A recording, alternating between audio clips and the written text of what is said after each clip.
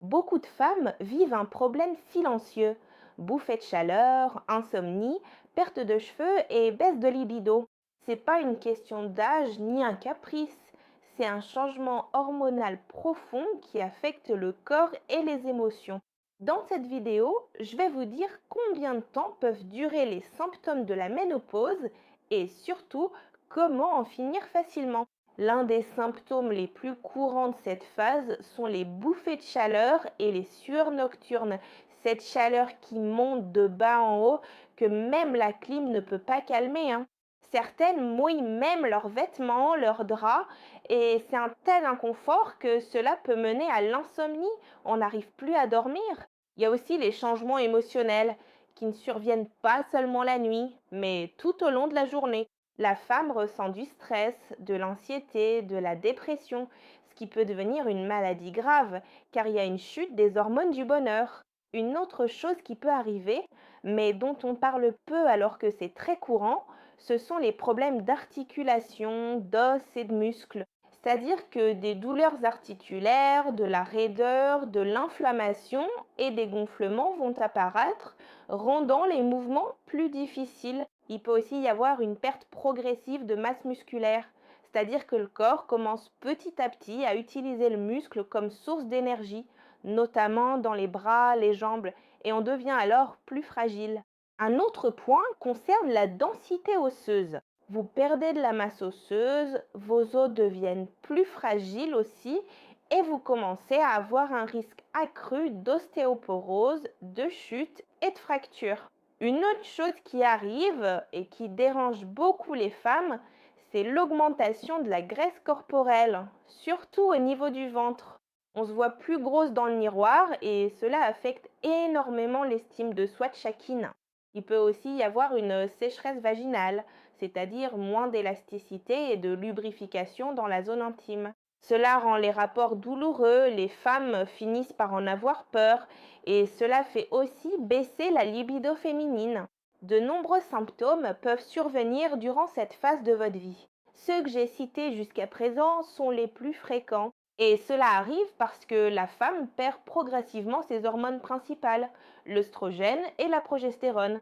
L'œstrogène est la principale car elle a de nombreuses fonctions dans votre corps, dont la régulation thermique, la pousse des cheveux, la lubrification de votre corps et même la régulation des hormones du bonheur. C'est une phase que toutes les femmes traverseront car c'est naturel, c'est normal pour votre corps. Mais ça n'a pas à être si inconfortable pour vous car la chute, la baisse d'oestrogène très brusque, très intense, peut causer des dommages physiques, émotionnels et même mentaux. Je dois vous donner une information très importante pour que vous sachiez que la ménopause ne vient pas seule, elle n'est pas isolée. Il y a une division dans cette phase. La ménopause est une date quand vous atteignez 12 mois sans menstruation, sans votre cycle. Et cela peut arriver entre 45 et 55 ans. Tout ce qui arrive avant est une ménopause précoce et après, c'est une ménopause tardive. Mais il y a aussi le climatère, qui est une transition. Tout ce qui se passe avant, pendant et après avoir passé un an sans règles après la ménopause.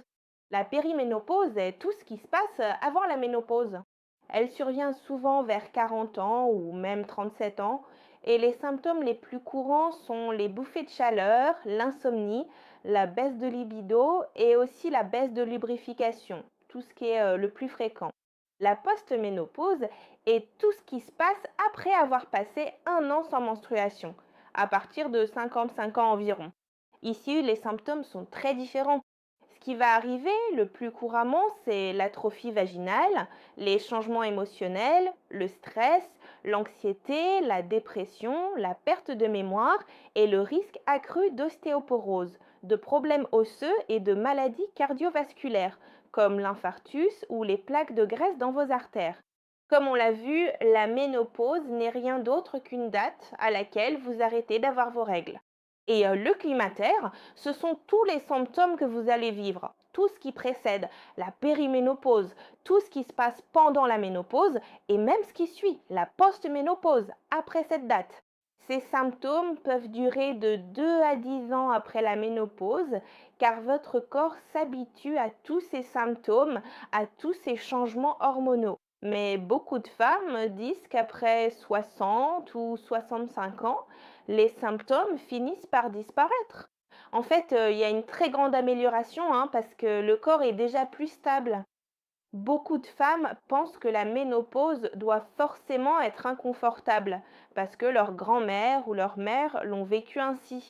Mais aujourd'hui, il existe des options pour que vous puissiez choisir de la vivre bien plus confortablement. La première option est le traitement hormonal substitutif, qui consiste à remplacer les hormones que vous perdez à la ménopause pour ne plus avoir de symptômes ou en avoir moins. Certaines femmes ont besoin d'ostrogène et de progestérone, mais d'autres n'ont besoin que d'ostrogène. La progestérone est uniquement destinée à celles qui ont encore leur utérus. Il existe plusieurs options de traitement hormonal. Ça peut être des pilules, des patchs, du gel, des anneaux ou même des crèmes. Ce que vous devez faire, c'est consulter un gynécologue pour choisir ce qui vous convient le mieux. Il y a même une fenêtre d'opportunité et certaines contre-indications au traitement hormonal. En gros, vous ne pouvez pas le faire seul chez vous juste parce que votre ami, votre sœur ou votre mère l'a fait. Ce qu'il faut faire, c'est voir un spécialiste pour savoir si vous pouvez l'utiliser ou non. Si vous ne voulez pas ou ne pouvez pas utiliser d'hormones, il existe d'autres options, comme les phytoestrogènes. Ce sont des aliments naturels qui imitent l'action des oestrogènes.